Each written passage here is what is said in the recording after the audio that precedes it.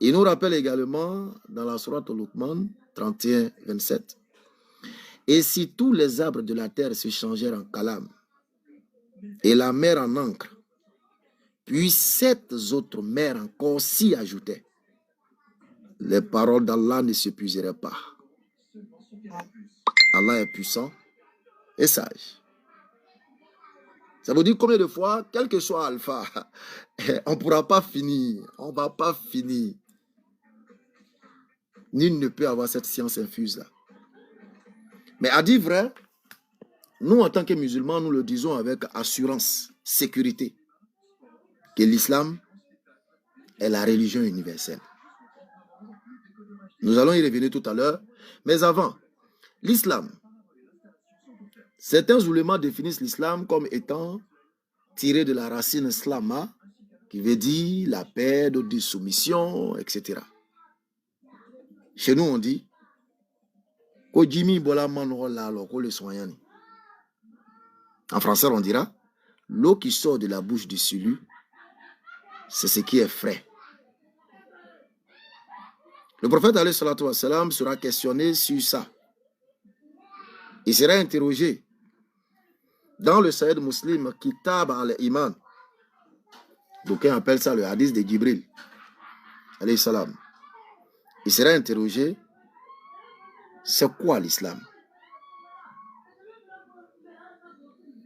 Et le prophète de répondre que l'islam, c'est de témoigner qu'il n'y a de divinité qu'Allah et que Mohammed est le messager d'Allah. Il dit l'islam, c'est d'accomplir la prière. L'islam, c'est de donner la zakat, de jeûner le mois de Ramadan, d'accomplir le pèlerinage à la maison si tu en as les moyens. Donc le prophète nous donne une définition encore plus approfondie de l'islam dans ce hadith-là. Et dans ce hadith, il y a 5 éléments qui ressortent. Le monothéisme, le tawhid, Mohammed le messager, on te parle de la salat, on te parle de la zakat, on te parle de Ramadan, on te parle de pèlerinage. Excusez-moi, je vais éteindre l'écran. Voilà. Alors, ces éléments, bien qu'étant physiques, trouvent tous les sens dans l'intention spirituelle. Le niya, l'intention spirituelle, parce que c'est ça qui va caractériser les éléments qu'on vient de citer. Une attestation sans intention spirituelle est vide. Une prière sans intention spirituelle est vide. Une zakat sans intention spirituelle ostentatoire est vide. Un pèlerinage ostentatoire sans intention spirituelle est vide. Donc, les éléments tels que le prophète alayhi salatu wa salam a pris pour définir l'islam sont caractérisés par l'intention spirituelle qui les accompagne. On a attesté avec la langue et ça se loge à l'intérieur. On accomplit la salate de façon physique, mais cela doit être également spirituel, où l'être humain doit pouvoir se détacher de la terre et rentrer en contact avec son Seigneur, puisque les sources islamiques nous disent que Nabi alayhi salatu wa salam a reçu la salat non pas sur terre, mais de façon céleste. Ça veut dire que la prière, c'est l'élévation de l'âme du croyant. C'est pourquoi j'aime beaucoup jouer avec le mot parfois, islam. Dans islam, nous avons issé et nous avons âme. Donc, il est clair que l'islam élève l'âme vers son Seigneur. Là, nous sommes dans essayer un peu de rentrer dans les éléments que le prophète a donné à Jibril quand il a interrogé sur l'islam. Donc, la salat, qui est l'un des éléments clés, est la relation directe avec le croyant, entre le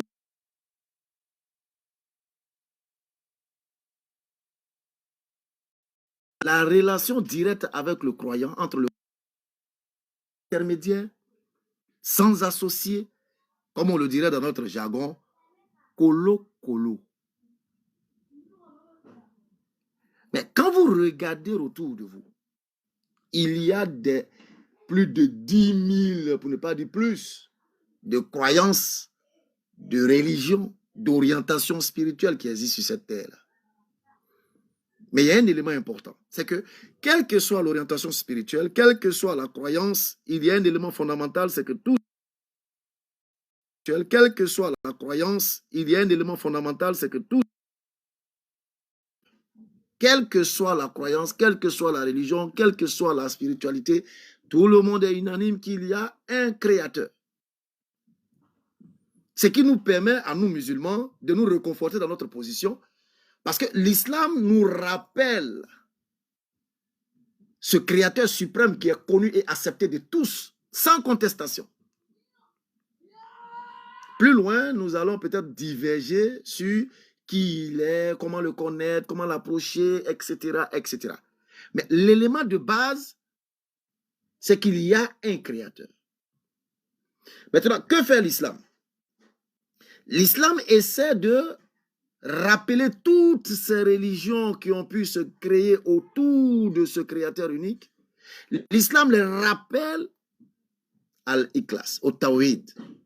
Parce qu'au fil du temps, le tawhid va se perdre. Les hommes, parfois, dans leur impatience, vont se lier à d'autres entités, soi-disant, pour avoir plus d'entrée auprès du Créateur. Ce qui est une grossière erreur. Je vais sauter pêle-mêle. Je suppose qu'il y aura peut-être une série de questions. Lorsque vous prenez, comment il s'appelle, Amadou Hampâté-Bâ. Prenez Amadou Hampâté-Bâ dans l'aspect de la civilisation africaine. Il a dit quelque chose qui a attiré mon attention, quelque chose de très important, qu'il ne faut pas négliger. Il parlait de l'animisme. Pourtant, la définition de l'animisme, définition simplifiée, c'est que tout ce qui existe est animé d'une certaine manière, d'une manière ou d'une autre, d'un esprit ou d'une vie. Voilà la définition un peu généralisée de l'animisme. Mais quand je dis de l'animisme,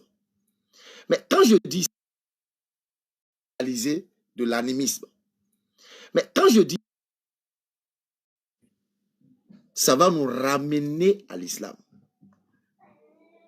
Oui, c'est pourquoi Hampâté-Bâ va dire que l'animisme trouve son prolongement en l'islam, tout en se simplifiant et se purifiant. C'est-à-dire l'islam va purifier l'animisme tel que conçu par d'autres hommes. Parce que comme ils ont compris, c'est comme quand Allah dit dans le Coran, je vous montrerai des signes dans les cieux et sur terre et en vous-même. Je vous montrerai des signes dans les cieux, sur terre et en vous-même. Dans l'alternance du jour et de la nuit, dans le navire qui vogue en mer, il y a en cela des signes pour des personnes qui raisonnent, qui réfléchissent. Donc il y a des hommes qui, à la lumière de cette pensée, vont dire, bon, attends, si tout est animé d'esprit, c'est que ça veut dire que je peux prendre un arbre comme intermédiaire, je peux prendre une montagne comme intermédiaire, etc., etc. Oubliant le point de départ universel qui était que le Créateur est seul avec toutes ses créatures. L'arbre n'a pas besoin d'intermédiaire pour s'adresser à Allah. Le caillou n'a pas besoin d'intermédiaire pour s'adresser à Allah. L'eau n'a pas besoin d'intermédiaire pour s'adresser à Allah. La terre n'a pas besoin d'intermédiaire pour s'adresser à Allah. Le soleil n'a pas besoin d'intermédiaire. La lune n'a pas besoin d'intermédiaire. Alors pourquoi l'homme qui est censé être le calife aura besoin d'intermédiaire pour atteindre ce Dieu-là qui dit « Nous avons honoré les fils d'Adam sur terre ». Comment l'homme qui est censé être, entre guillemets, ce petit Dieu dans la créature qui va gérer les autres créations, peut-il dire « Oui, je vais aller prendre tel élément de la nature pour faire mon intermédiaire entre moi et le Créateur. Oubliant que lui-même, en tant qu'homme, il est un élément de la nature. Et pas des moindres. C'est pourquoi quand Allah il parle de Adam alayhi salam, il dit, nous allons établir un vicaire, un représentant, un calife sur la terre. On va le mettre, c'est lui qui va coordonner tout ça. On lui confie la charge. Donc les hommes, au fur et à mesure, ont perdu cette universalité. Mais regardez quelque chose. Quand vous prenez le mot univers, Allahu Akbar, parfois les mots nous parlent, mais nous ne prêtons pas les oreilles aux mots. Dans le mot univers, vous avez l'orientation et vous avez également le monothéisme. Univers, tu as le verbe uni et puis tu as l'orientation qui est vers.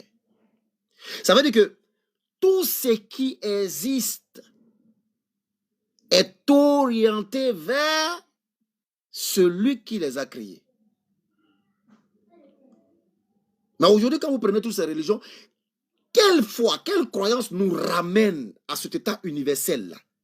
C'est qui? Tu vas chez les bouddhistes, eux ils ont pris Bouddha pour Dieu. Tu vas chez les chrétiens, et ils ont pris Jésus pour Dieu. Tu vas chez les kamites, là c'est encore plus grave.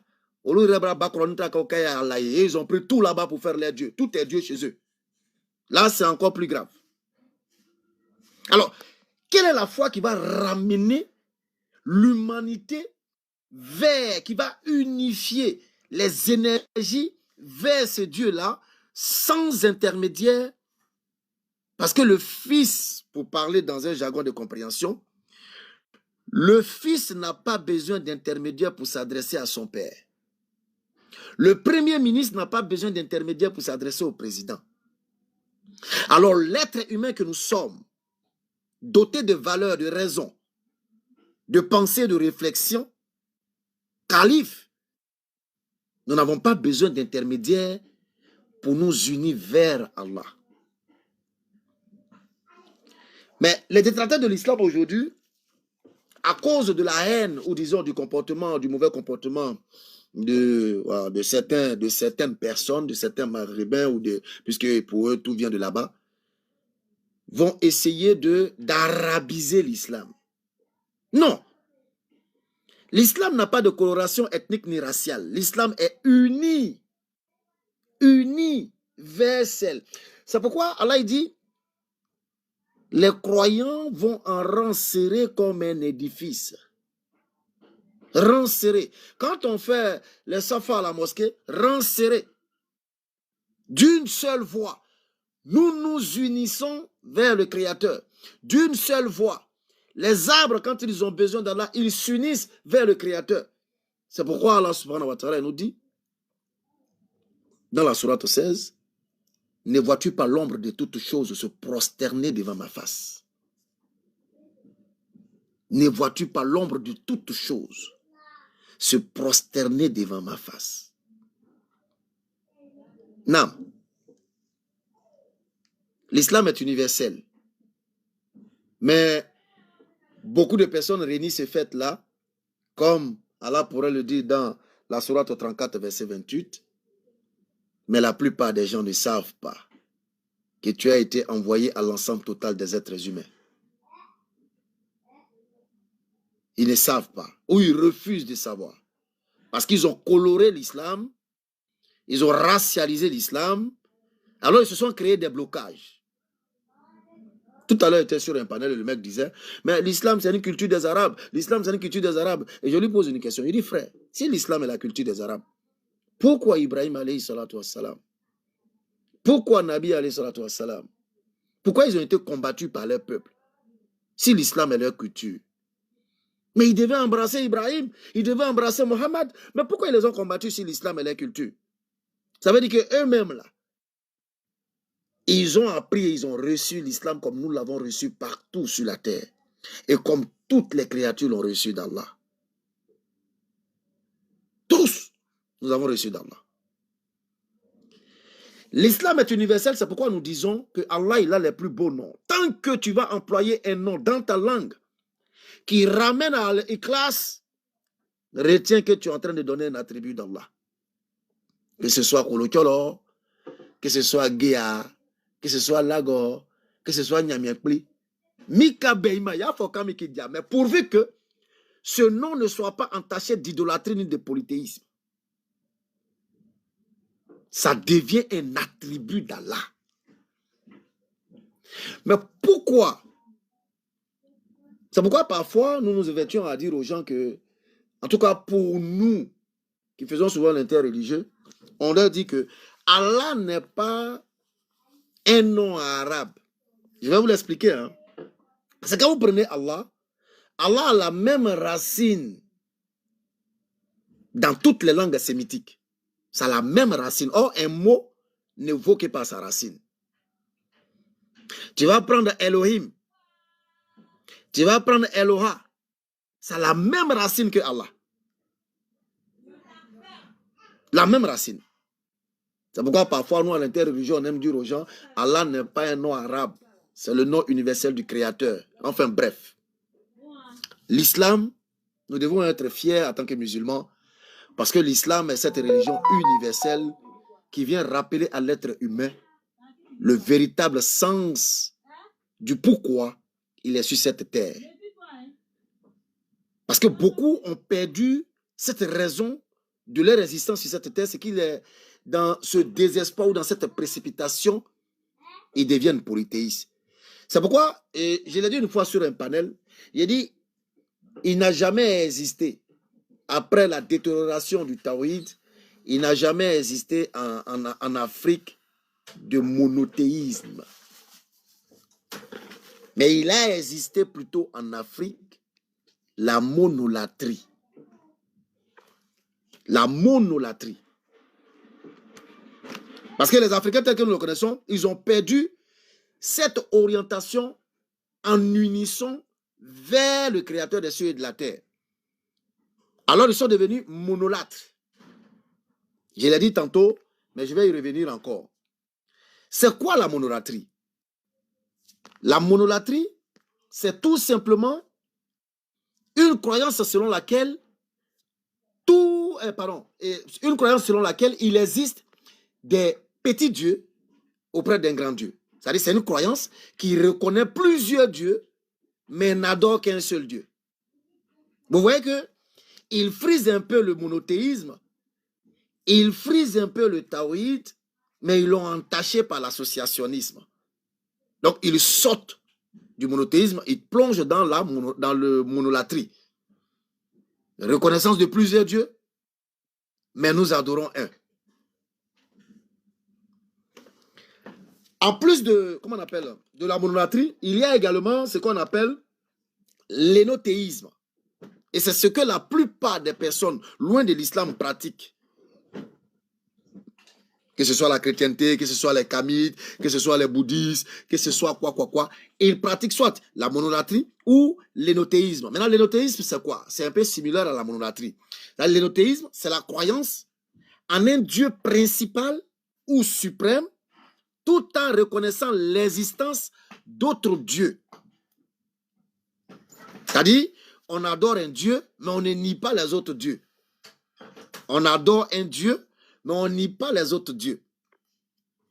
Oublions que Allah subhanahu wa ta'ala va rappeler à l'être humain que ni la monolatrie, ni le monothéisme ne doivent exister. C'est pourquoi il pose cette question en disant, s'il y avait des associateurs avec Allah, qui l'ont aidé à créer les cieux et la terre et tout ce qu'il y a là, chaque divinité allait réclamer sa part. Chaque dieu allait dire, bon écoute, cette partie de la terre là, c'est pour moi. Hein? Bon, l'autre va dire, non, l'autre partie du ciel là, bon, ça c'est pour moi.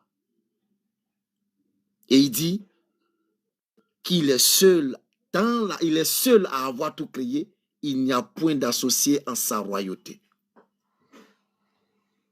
Vous voyez que l'islam maintient le cap du monothéisme. En dépit de tout ce qui rôde autour, on garde le cap du monothéisme. C'est pourquoi l'islam est combattu. Hein. C'est pourquoi cette reconnaissance de l'universalité de l'islam est combattue par ces monolâtres, par ces énothéismes. Tout cela combattent l'islam. Parce que pour eux, comme le diraient les Juifs, Dieu, le Créateur suprême, il est trop pur pour qu'on puisse accéder à lui facilement comme ça, pour qu'on puisse prononcer son nom. Donc, il nous faut des intermédiaires.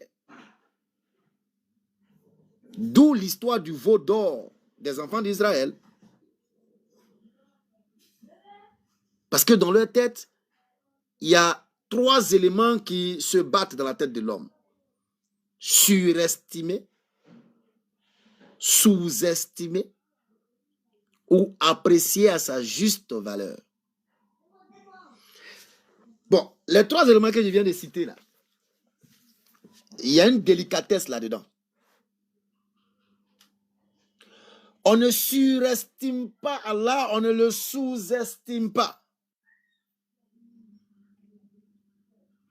Mais la religion universelle te dit qu'il faut reconnaître Allah à sa juste valeur.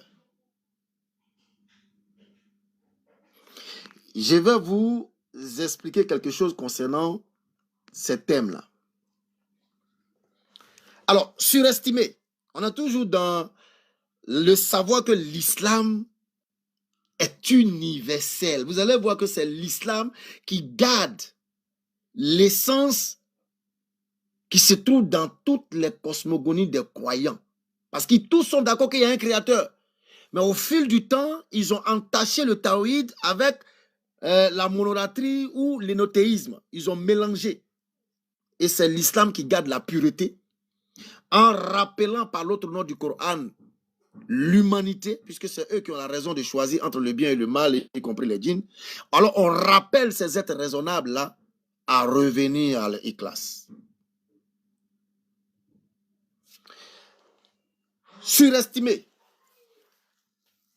Lorsqu'on définit le verbe surestimer, on nous dit dans la langue de Jean-Baptiste Poquelin, que l'on appelle Molière, attribuer plus de valeur, de pouvoir ou de grandeur à quelque chose ou quelqu'un qu'il n'en a réellement. C'est exagéré, en d'autres termes. Sous-estimer, c'est attribuer moins de valeur, de pouvoir ou d'importance qu'il n'en mérite. Conclusion, c'est minimiser ou rabaisser. Maintenant, lorsqu'on ramène ces éléments à l'islam, l'islam va nous dire qu'il faut avoir la croyance, c'est-à-dire le croyant doit connaître Allah.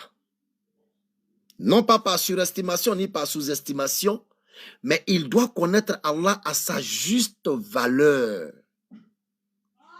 Ni en le surestimant, ni en le sous-estimant, car toute exagération ou négligence dans la croyance peut conduire à l'erreur.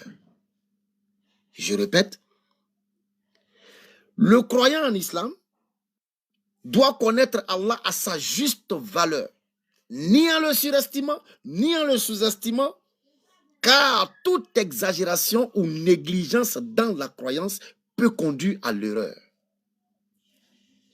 Donc, l'islam va nous amener à comprendre que nous ne devons pas, on n'a pas à surestimer Allah, ce qui veut dire que on ne doit pas exagérer dans sa grandeur. Quand vous regardez autour de vous, il y a des gens qui ont tellement exagéré dans la grandeur d'Allah, subhanallah. Et il regarde, il a même fait courir de lui. Il y a d'autres, quand tu as mal à la tête. Tu as mal à la tête. Tellement ils sont rentrés dans la surestimation. Donc, on n'exagère pas dans sa grandeur, car sa grandeur est infinie. Mais on peut surestimer Allah dans le sens religieux qui pourrait signifier lui attribuer des choses. C'est-à-dire, tu vas lui attribuer des choses qu'il n'a pas dites de lui-même. Tu vas lui prêter des caractéristiques humaines ou contradictoires à sa perfection. Tu vas inventer des pratiques religieuses sans fondement. C'est pourquoi le prophète, il nous dit, dans un texte rapporté par Ibn Majah, méfiez-vous de l'exagération dans la religion, car c'est elle qui a perdu ceux qui vous ont précédés.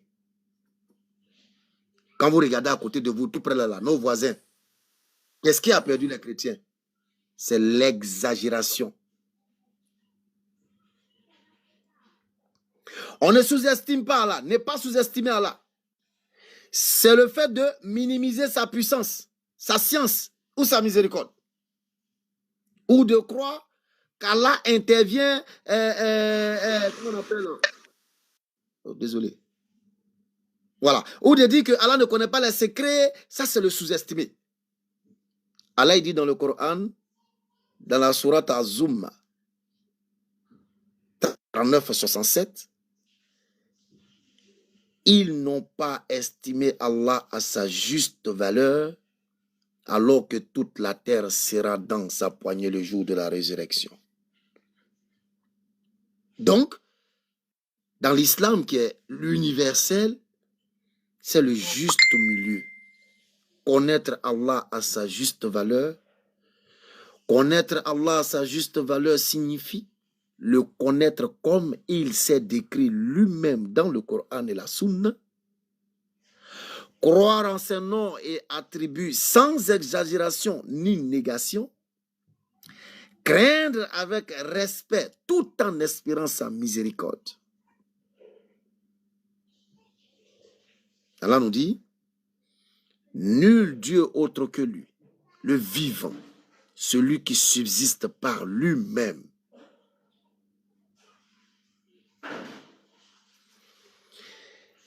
Sourate 112, verset 1 à 2, allez, Ikhlas. Il est Allah unique, Allah le seul à être imploré pour tout ce que nous désirons. Donc ces deux versets nous enseignent le juste équilibre. Connaître Allah par sa parole, le vénérer sans dépasser les limites et ne jamais le rabaisser ni douter de sa perfection. Donc, pour terminer avec ces éléments-là, tel que je l'ai dit dans le développement, la surestimation à un moment, ça tombe dans l'invention. La sous-estimation aussi plonge dans l'ignorance. Mais connaître Allah à sa juste valeur, c'est adorer Allah comme il mérite d'être adoré. Adorer Allah avec amour et crainte et reconnaissance. Donc vous avez vu que dans tous ces bazars qu'on a cité monolatrie, on a cité hémothéisme, il y a même non-athéisme, il y a tout ça. Il y a plein d'autres éléments. Donc dans tout ce bazar-là, tous ces nyama-nyama-là, l'islam va alors faire le tri en rétablissant la vérité perdue ou dissimulée. D'où le Coran est appelé, je l'avais déjà dit, le rappel. Le rappel de quoi? De ce qui était Al-Ikhlas, de ce qui est Al-Ikhlas et de ce qui doit être Al-Ikhlas. Voilà l'élément fondamental que l'humanité a perdu, et au regard de tout ce que nous venons de dire, nous nous rendons compte que l'islam est la seule voie qui a conservé ce qui est Al-Ikhlas hier, aujourd'hui et demain. Demandez à toute forme de croyance, qui est ton Dieu? Vous allez voir que leur Dieu est un élément de la nature. Vous allez voir que le Dieu qu'ils ont associé à Allah ne se définit plus. Comme il l'a dit dans le Coran, il n'a pas engendré, il n'a pas été engendré, nul n'est égal à lui, il subsiste par lui-même, il ne sommeille pas, il ne somnole pas, il n'y a rien qui lui ressemble. Il n'y a rien qui lui ressemble. L'humanité a perdu cette voie-là. Et l'islam, le seul repère universel, vient dire à l'homme, retourne vers ton Seigneur Al-Ikhlas. C'est pourquoi aujourd'hui, d'ailleurs, l'islam est combattu à tout bout de champ. L'islam est l'ennemi qu'il faut abattre. Parce que les gens ont compris que l'islam lutte contre la passion véritable des créatures. Et l'islam amène l'homme à être éduqué dans la voie de Dieu et non selon nos désirs et nos passions. jamais selon nos désirs et nos passions. L'islam nous dit, adorez le Créateur comme il veut que vous l'adoriez. Adorez le Créateur selon ses principes. Adorez le Créateur tel qu'il vous l'a recommandé. Ne sortez pas du cadre. N'entrez pas dans la surestimation ou dans la sous-estimation, mais restez dans le juste milieu de ce qu'il a dit de lui-même. De ce qu'il a présenté de lui-même. De ce qu'il a montré de lui-même. D'où le véritable sens de l'universalité de l'islam. Alors, chers frères et sœurs, si vous avez trouvé des erreurs dans l'exposé, cela vient de l'ignorant élève que je suis. Alors, je vous demande clémence et miséricorde. Si vous avez vu des manquements, ce n'est ni le Coran, ni la Sunna, ni Allah, c'est moi, c'est béni. Cette erreur vient de moi. C'est pourquoi je l'ai dit à l'entame. Pour cette invitation, je me vois dans une salle de classe, devant les chouurs qui sont dans le panel, histoire d'exposer devant eux pour qu'ils puissent corriger mes lanternes, corriger mes erreurs, corriger mes manquements et me donner la véritable source en cas d'erreur dans mes propos. Alors, les 1 minute restant, je pense que sur ce, je vais vous dire Assalamu alaikum wa rahmatullahi wa barakatuh. Wa alaikum salam wa rahmatullahi wa barakatuh. Barakallahu fikum Ben Islam pour le respect et la considération et le temps accordé. C'est vrai que c'est pas facile d'avoir du temps pour venir faire un panel. Donc, pour ça, on te remercie infiniment de le fait d'honorer à ta parole donnée. Voilà, c'est ça aussi le musulman. Celui qui donne sa parole, qui la respecte. Ça fait partie du musulman. C'est nous, on te remercie pour ce beau rappel-là. C'est vraiment bénéfique. Si c'est possible que, voilà, on vous voit à chaque fois comme le font les autres frères, que ce soit Abdul Karim et Cheikh Ben Ouma qui est toujours avec nous, qui nous accompagne. Hein, homme sacré qui nous accompagne tout le temps, et Cheikh Kamara ainsi que tous les autres, ce serait bénéfique. Ne pas laisser les frères et sœurs dans l'ignorance. Vraiment, on vous remercie tous du fond du cœur. Il y a KM qui avait une question, avant qu'on va donner la parole avant qu'on va poser la question aux autres frères et sœurs qui ont des questions pour Ben Islam, après son allocution. Donc ceux qui ont des questions, vous pouvez préparer une question. Vu qu'on n'est plus par le temps, on va prendre une question, Inch'Allah. Donc, pour ceux qui ont des questions, après KM, la personne qui a autre question peut ouvrir son micro et poser sa question, quoi. Barakallahu fikum. KM, on t'écoute pour ta question. Merci, l'amiral. Oustaz Béni, salam alaikum. Je voulais comprendre. Il n'y a pas de problème. Pour moi, tu l'es, donc il faut prendre ça comme ça. Je voulais comprendre comment est-ce qu'on peut être dans l'exagération. C'est-à-dire, comment est-ce qu'on peut être dans l'exagération dans l'adoration, parce que tu as dit qu'il y a des personnes, quand tu vois toi-même, tu dis subhanallah, mais ça c'est quoi? Est-ce que tu peux nous dire au moins 2 trucs donc les musulmans font qui vont dans l'excès sans s'en rendre compte? Et aussi, est-ce que le mot reconnaître Allah à sa juste valeur, pour moi ça sonne comme si on le minimisait au fait, comme si entre deux voilà Allah quoi. Donc j'aimerais bien comprendre ces 2 mots là. C'est ça, c'est ma question qui est là. Salam alaikum.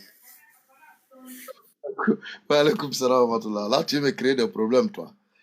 Alors, tout à l'heure, j'ai lu dans l'essai de traduction, dans la sourate Az-Zumar 39, verset 67, où il est dit dans l'essai de traduction, bien sûr, ils n'ont pas estimé Allah à sa juste valeur. Ils n'ont pas estimé Allah à sa juste valeur. Et qu'est-ce qu'on a dit là? J'ai dit que la juste valeur, c'est le juste milieu. Connaître Allah à sa juste valeur, c'est ne pas dépasser ce que Allah lui-même il a dit de lui-même. C'est-à-dire ce qu'il a dit concernant ses attributs, tout ce qui le concerne. Toi, il ne faut pas aller au-delà de ça. C'est ça, au fait, à sa juste valeur. Connaître Allah à sa juste valeur signifie tout simplement le connaître comme il s'est décrit lui-même dans le Coran, dans la Sunna. Croire en ces noms attribue sans exagération ni négation. Voilà, voilà la juste valeur. Je ne sais pas si j'ai répondu à la question. Maintenant, concernant comment on peut exagérer. Ah, champion. Bon, là. On peut pas venir crier par là où il n'y en a pas. C'est une question simple. Non, c'est pas simple, hein. Bon, peut-être que moi-même, je suis dedans. Bon, Donc, comme ça, tu vas voir, par exemple, des personnes qui vont dire... Bon, tu as cherché, c'est toi qui m'as dit la barbe qui vient de l'adversaire, il n'y a pas hors-jeu. Allah est bola tchela norol là. Bon, salam alaikum.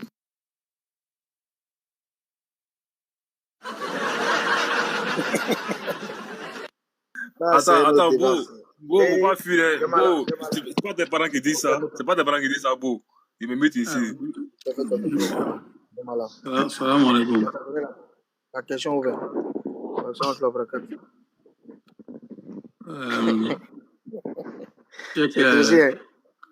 Ben Islam, vraiment, une promotion.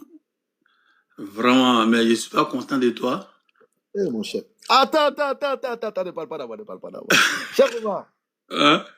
J'ai reconnu la voix. Hey, pour ceux qui ne le savent pas, Cheikh Oumar, ça c'est mon frère de la street Dawa. C'est-à-dire, Dawa dans la rue, vous voyez là. Tel qu'on fait l'interrégion, vous voyez là. Les premiers sur le terrain. Cheikh Oumar, Béni Islam, élève de Maître Ndiaye et de Imam Doumia Kalalifa's Miséricorde. Non, Cheikh Oumar, il ne faut plus rien dire. Bismillah. Ok, je ne parle plus. Non, je vais dire, quand ta question là, ce que tu as dit pour demander que, comment on appelle le français là même, exagérer dans Allah. Ben Islam a parlé pour ne pas soulever une autre polémique. Tu vois, non, sinon, il ne faut pas faire voyager ton esprit. Et il faut ramener ton esprit en toi-même. Tu penses, quand quelqu'un va dire que c'est à cause de le prophète Ali que le monde a été créé. Toi, ton esprit va te dire quoi? La question, tu dois te répondre toi-même dans cette question-là. Quelqu'un qui va te dire, parce qu'il aime le prophète, et il s'est dit que c'est à cause de lui, Allah a créé ce monde-là. C'est dans quel livre, dans quel kitab, dans quel Coran qu'ils ont pris. Donc voilà, il y a les questions, on ne va pas loin, on fait coup. Pour que chacun n'a qu'à prendre son stylo et puis il va réfléchir pour dire pourquoi on dit ça par rapport à Allah subhanahu wa ta'ala. C'est eux qui n'a pas, comment on appelle, il n'a pas respecté Allah subhanahu wa ta'ala à sa juste valeur. Comme Ben Islam a dit, وَمَا قَدْرُ اللَّهَ حَقَّ قَدْرِهِ, Surat al-Zumar. Donc, le contexte des versets, c'est par rapport à les gens comme ça, le verset est descendu, était révélé. وَمَا قَدْرُ اللَّهَ حَقَّ قَدْرِهِ. Ils n'ont pas mis Allah subhanahu wa ta'ala à sa juste valeur. C'est par rapport à la création de Allah subhanahu wa ta'ala. Les gens comparent certaines choses qu'on ne peut pas faire, que l'esprit ne peut pas même akaboua hakrima, wallahi. Donc voilà pourquoi Ben Islam n'est pas allé loin, il a fait tout au coup. Pour dire que Allah, Allah tu vois comment tu vas comprendre ça? Et Allah subhanahu wa ta'ala dit, laisse que misli shay. Allah subhanahu wa ta'ala dit ça, laisse que misli shay. Il n'a pas comme quelque chose. Mais il faut t'asseoir toi-même quand même. Tu imagines, tu calcules, tu poses question à toi-même et tu réponds toi-même. Comment est-ce que ça c'est possible? Dans les médias, tu vas gagner la réponse, Inch'Allah. Que Allah nous aide. Que Allah nous aide, Inch'Allah. Amin, ya Rabbi.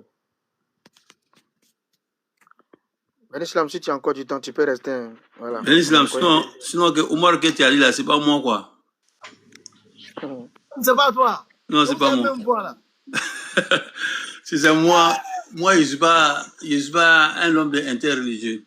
Tu as même voix que mon gars là. Voilà, je suis pas un homme interreligieux. Donc, interreligieux là, c'est pas mon domaine. Je vous laisse ça. Mais ce que j'ai dit que je suis pas content de toi, tu es venu à côté de moi ici. Et voilà. On s'attendait à toi ici. Ça va ça. On doit être une boss là, ça va. Ok, Inch'Allah. Ok. Merci beaucoup. Salam alaikum. Ben Islam, il y a des questions pour toi, quoi. Mais comme le troisième intervenant, il avait une occupation, donc on va prendre, il va faire son introduction. Quand il finit, il y a des questions pour toi, Inch'Allah. C'est possible? Qui? Toi. Il